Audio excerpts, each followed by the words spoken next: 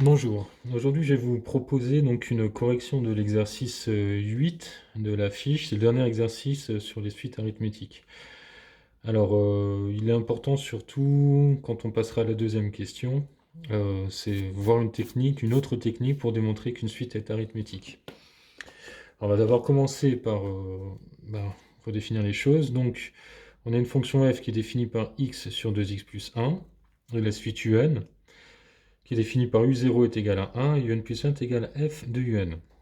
Donc, c'est une suite qui est donc définie de manière récurrente. On nous demande de calculer u1, u2, u3 dans une première question. Alors déjà, c'est simplement dire que u1, ça va être f donc de u0, d'accord? Donc f de u0, ça nous donne donc u0 sur 2u0 plus 1, si on remplace le x par u0. U0, on connaît, ça fait 1. Et ça nous donne 1 sur 2 fois 1 qui fait 2 plus 1 qui fait 3. Donc on a U1 qui est égal à 1 tiers.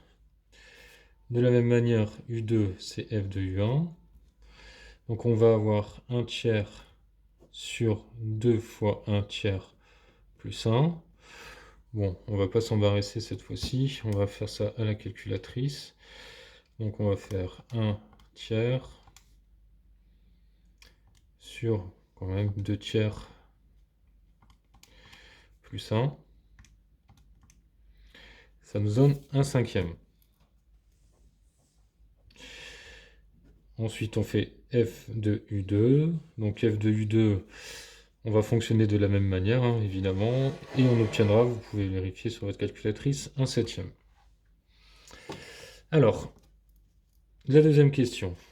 À la deuxième question, on définit une nouvelle suite, la suite Vn, telle que, eh bien, Vn, c'est 1 sur Un.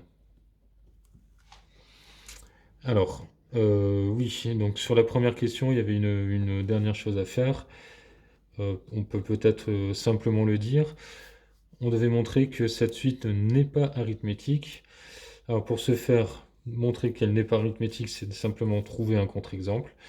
Et en fait, on va se rendre compte que l'écart, vous vérifierez, que l'écart entre U1 et U2, donc en faisant U2 moins U1, va être différent de l'écart entre U2 et U3, en faisant U3 moins U2.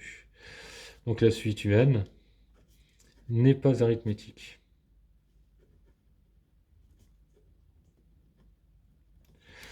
Alors, revenons sur cette suite Vn du coup. Alors, cette suite Vn qui est ici, on appelle ça une suite auxiliaire. Auxiliaire pourquoi? Puisque nous avons besoin des résultats de Un pour obtenir les résultats de Vn. On peut peut-être prendre par exemple, si on regarde un petit peu ce que ça va donner pour les premiers termes. Quand je veux calculer V0, je vais faire 1 sur U0. U0 c'est 1, ça fait 1 sur 1 qui donne 1. V1, ça va être 1 sur U1. Donc c'est 1 sur 1 tiers, ça va nous donner 3, etc. Vous pouvez vérifier, V2 ça va nous donner 5, V3 ça va nous donner 7. Donc quand on regarde un petit peu les termes de cette suite, on a bien l'impression qu'on est dans une progression arithmétique, ici, et que même cette progression a l'air d'être 2. Donc c'est-à-dire que la suite que nous venons de définir ici, cette suite Vn est égale à 1 sur n, elle serait arithmétique. Alors comment faire pour démontrer cela? Alors l'idée, ça va être de montrer que ici, Vn, c'est Vn plus R, mais on peut même être plus précis, ça risque d'être Vn plus 2. Alors comment faire ici? Eh bien, on va pas procéder comme on l'a fait précédemment. Je vous explique. On va prendre un n au hasard, donc soit n appartenant à n. Je vais partir de Vn plus 1, et je vais essayer de retrouver Vn plus 2 en le transformant. Alors, Vn plus 1, qu'est-ce que c'est que Vn plus 1? Ben, par définition, c'est 1 sur Un plus 1. Sauf que Un plus 1, c'est f de un.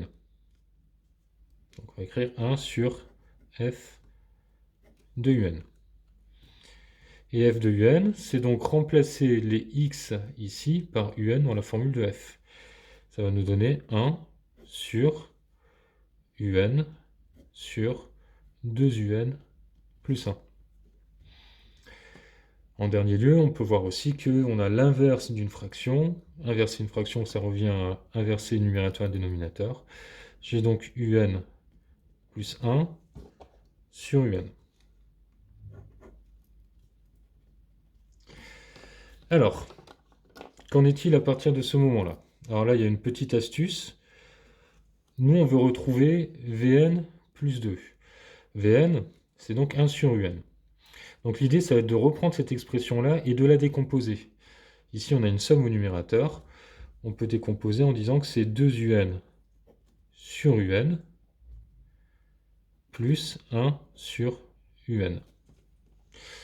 Et là, c'est terminé, puisque les un ici peuvent se simplifier. Et cette expression qui est ici, c'est exactement l'expression de Vn. Et on obtient donc que Vn plus 1, c'est Vn plus 2. Donc, on vient de démontrer que la suite Vn est arithmétique.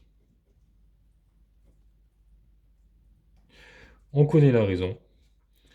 Reste à déterminer le premier terme. Le premier terme, c'est V0. Et V0, c'est donc 1 sur U0, c'est-à-dire 1 sur 1 qui fait 1.